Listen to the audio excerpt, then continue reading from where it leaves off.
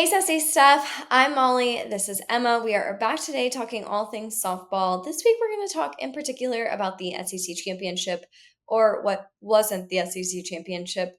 Emma, let's hear some facts and some rundown about this week because I am still quite upset about this.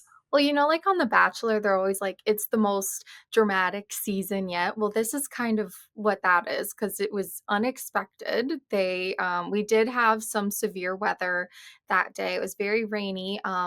Atlanta and Athens, parts of Georgia had an earthquake that morning. I live here, so I get the weather issue, but we ended up having co-champions between OU and Texas A&M, and I just don't like that. It doesn't sit well with me. It kind of seems lazy. The first pitch was delayed over 2.5 hours before the commissioner Greg Sankey announced the cancellation. But would Greg Sankey announce the cancellation of any one of his football games? I don't think so. I think he would call it a reschedule. It's quite interesting to me that especially something as big, I get maybe just a regular season game, but something as big as the SEC championship really does rub me the wrong way personally as a viewer. I was really excited to see who was going to win that game. I don't think those girls deserve to be co-champions. I think that one deserves to be a winner. And we're talking about literally the SEC championship. So I'm just imagining this last year, if Texas and Georgia, if there would have been some bad weather in Georgia, because that's where the SEC championship was, would they have rescheduled the game or called them co-champions? Absolutely, they would have rescheduled the game. So it really, I think they were being pushed by the NCAA to finish their bracket because obviously we have to move into finals here. It just really irks my nerves because I think there would have been such grace for any other sport in particular. Yeah, and I mean, the game was originally scheduled for 5 and then got moved to 1 because of the weather.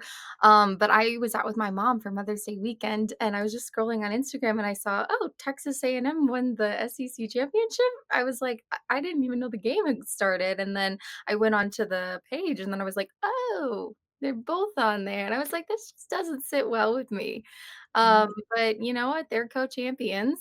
Seeding I just don't think is going to reflect these two teams because what if OU would have won? Then maybe they would have been the number one seed, and Texas A&M ended up getting that because of their regular season win. So I don't know. You miss the head to head, and I don't like that. And I think it's also tough because you took something away from the first year that OU's ever been in the SEC. And so we really could have seen OU be on top their first year in the SEC championship. And yes, in a way they are because they're co-champions, but I actually think that OU would have won. And so that's where I am no OU fan, but I'm pretty upset for the Sooners this weekend.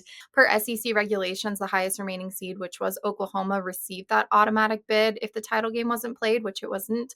And then this has not happened since 1990 during the SEC baseball tournament. So it kind of sucks. It really sucks for these girls. It doesn't make me happy in any way. It just seems lazy on the SEC's part. I mean, the selection show wasn't until Sunday night. So this game could have been moved. It could have been played later in the evening. I know no one wants to play at 10 p.m., but why not? It could have been played in the morning on Sunday or in the afternoon on Sunday. There was lots of things that could have happened to get this game going. We could have traveled somewhere in that time where the weather wasn't going to be so bad. But I don't know. It just seems lazy. I don't think in any male sport, they would typically do this. They would find a way to reschedule. But Texas A&M has the number one national rank, number one in RPI, number five strength of schedule, 19-8 versus top 25 RPI teams. They're going to be just fine in the NCAA tournament. And Oklahoma is ranked number two nationally, number five in RPI, number 16 in strength of schedule, 18-6 versus top 25 RPI teams. So I think these teams are both going to be sensational moving into the NCAA tournament. But this just didn't make me happy how it ended. I mean, I'm obviously not like my girls from Texas weren't there, so that was upsetting. Everything about this week was really upsetting to me. I mean, but once again, it was also the one of the most entertaining, I think, weeks of games that we've had thus far. I mean, we've been talking all season about we can't wait for more SEC play. Like we can't wait to get into that. And then it was literally the most entertaining week. And for it to just be ripped away, like not only from the viewers, but like some of those girls are seniors. Like some of them aren't going to play next year, you know? So it was like their kind of last year to be able to bring home a title like that. And especially once again, like OU's the reigning national title. Like For the that's last 4 years. like for the last 4 years, they've, like, won the absolute national title, and it's, like, their first year in the SEC being dominant, and so I just think it's really like, if I was Patty, I would be like, "What the hell is this?" I would be like, we're not settling for co-champions." I fight it out till the end. You know, OU's coach, Patty Gasso, and Texas A&M's coach, Trisha Ford, they discussed the value of playing. Gasso did say we're champions. It doesn't give us a big advantage either way. They were focused more on the safety of these kids. But I mean, the players train all year for moments in a championship like this. So canceling it, it really robs them of their hard earned high stakes competition that they've been wanting. They got to this moment. They play so many games throughout the year and they made it all the way to the SEC championship. I know the ultimate goal is the national championship, but this is still like kind of a bummer. It's like, no, I want to play, I want to win, I want to see if we could pull it out, especially for Texas A&M if they could beat OU, who's won the national championship the past 4 years. That would have been phenomenal. Plus you have your fans who traveled to Georgia to see this matchup, spending money on hotels, tickets, travel, and then the game is canceled. I mean, that sucks for these fans of these two teams, fans of softball in general, who wanted to see this game because the SEC softball is just sensational and it is so entertaining to watch. And having this high stakes matchup would just it sucks that it didn't get to be played. But you know what? At the end of the day, they are now co-champions. We're moving on to the NCAA tournament, so it is exciting to see what happens. Texas A&M is the number one seed, which is the first time in program history. Oklahoma is number two. They're the four-time defending national champion, and then we have Florida at three, Arkansas at four, Texas at six, Tennessee at seven, South Carolina at eight, LSU at 10, and Alabama at 15. We also have additional SEC teams in regionals, which is Auburn, Georgia, Kentucky, Ole Miss, and Mississippi State. So I'm really excited. We have so many teams in the race this year.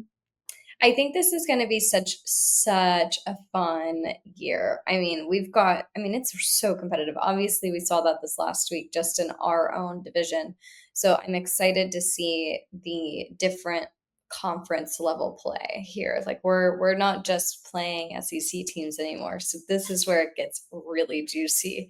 And I think which obviously the SEC is dominant in softball. So this last week was probably one of the most entertaining weeks because of that.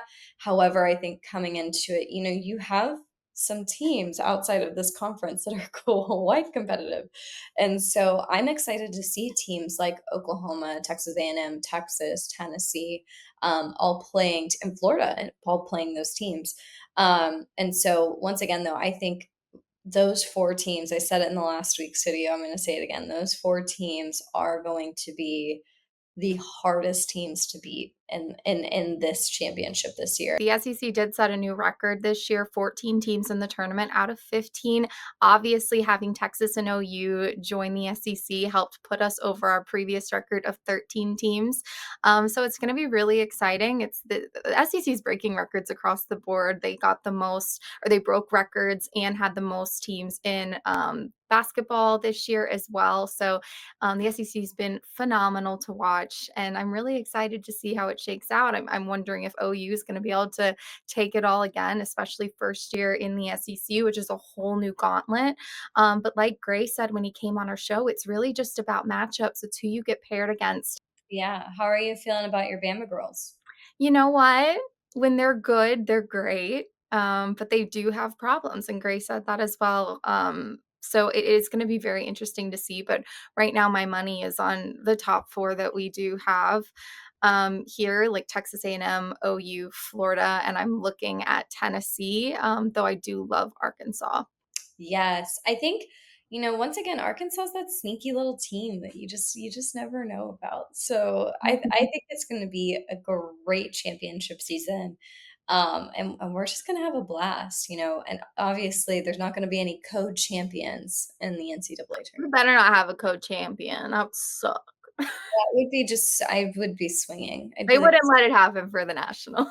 "No." So, I don't know, we'll see, and you know what? Maybe that's gonna be the proof in the pudding of who truly was the SEC champion in this final season. Thank you guys so much for watching. Let us know how you felt about the co-SEC champions, and also let us know who you think's gonna take it all in the national championship. Make sure to like, comment, and subscribe, and we will see you next week.